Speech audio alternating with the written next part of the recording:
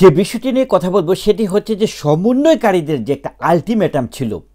আমার মনে হয় যে আপনারা অনেকেই ভুলে গেছেন ডেটটির কথা, আপনারা অনেকেই ভুলে গেছেন যে 15 জানুয়ারি সেটা হচ্ছে যে তাদের ডেডলাইন ছিল যে এর মধ্যেই অন্তর্বর্তীকালীন সরকারকে জুলাই বিপ্লবের ঘোষণাপত্র প্রকাশ করতে হবে।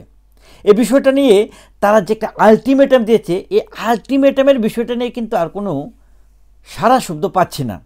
তারা কি আছে, তারা কি নাই, সরকারের অবস্থান কি? সরকারের পক্ষ থেকে আমরা শুরুতেই বলতে দেখেছি যে তারা দায়িত্ব নিয়েছে 30শে জানুয়ারি 31শে জানুয়ারির আগ মুহূর্তে আমরা দেখেছিলাম যে সরকার রাতারাতি তাদেরকে বলেছিল যে তোমরা ঠান্ডা হয়ে যাও, আমরা এই বিষয়টাকে দেখছি, ঘোষণাপত্রের বিষয়ে আমরা কাজ করছি। 31শে ডিসেম্বর দেখলাম তারা পুরোপুরিভাবে ব্যর্থ হলো।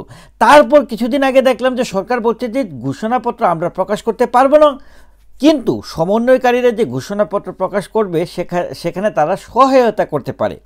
কিন্তু আজকে আমরা যে আলটিমেটামটা ছিল 15 জানুয়ারি, যে আলটিমেটামটা ছিল, এখন তো আমরা কোনো সারা শব্দ পাচ্ছি না। ভাই, আপনারা কি কম্বলের নিচে লুকিয়ে আছেন নাকি? শীত কি খুব বেশি পড়েছে নাকি? আমার কাছে সেটাই মনে হচ্ছে যে পরিমাণ শীত পড়েছে, আমার মনে হয় যে আপনার উত্তরবঙ্গের শীতটা আমার মনে হয় সমন্বয়কদের গায়ে মনে এসে পড়েছে, যে কারণে তারা কম্বলের নিচে ঢুকে পড়েছে, তারা এখন আর বের হচ্ছে না। 15 জানুয়ারির কথা মনে করলেই তাদের আসলে ঠান্ডায় তারা কাতরাচ্ছে। এটাই হচ্ছে বিষয়টা। বন্ধুরা, এই ঘোষণাপত্র নিয়ে তাদের কি লেকচার ছিল দেখেন।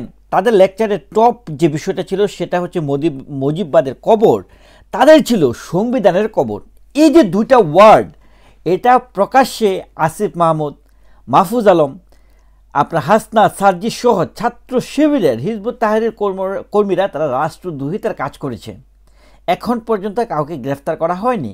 দেখুন, এই বিষয়টা কিন্তু ঠিকই অন্তর্বর্তীকালীন সরকারের কিছু উপদেষ্টা বুঝতে পারে, এবং সেটা নিয়ে কিন্তু তারা ইমার্জেন্সি বৈঠক করে ডক্টর মোহাম্মদ ইউনূসের সাথে, এবং রাতারাতি তারা সিদ্ধান্ত নেয় যে এই জিনিসটা থেকে তোমরা সরে পড়ো, বিষয়টা আমরা দেখছি।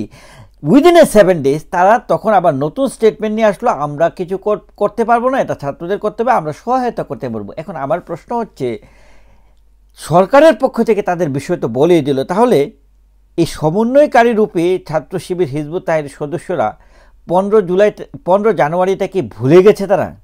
তাদের এই আলটিমেটাম কি তারা মুখ দিয়ে দিয়েছিল নাকি পিছন দিয়ে দিয়েছিল? এই প্রশ্নটা আমি তাদেরকে করতে চাই।